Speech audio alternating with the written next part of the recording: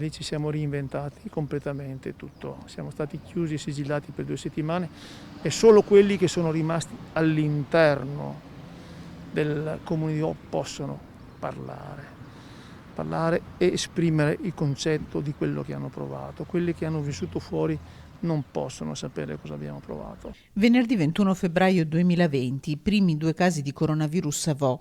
Il martedì successivo 10 posti di blocco chiudono il comune con dentro tutti i suoi abitanti.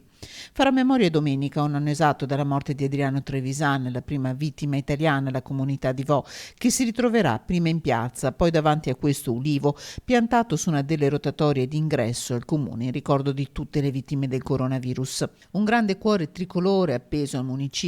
Il sindaco Giuliano Martini rivive con noi frammenti di storia che resteranno indelebili nella sua memoria.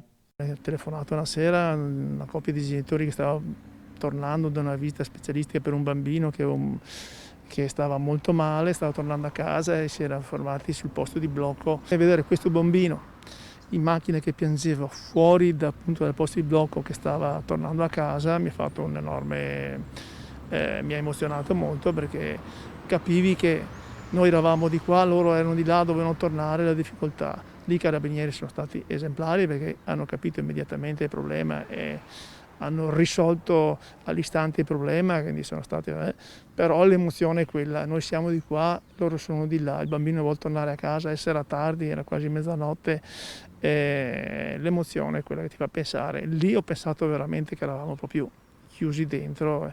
Il pianto del bambino, l'angoscia dei cittadini chiusi a chiave in questo splendido angolo dei Colli Euganei, il pensiero alla vita, al lavoro e nei suoi occhi l'orgoglio del sindaco, primo cittadino di persone che si sono riscoperte comunità.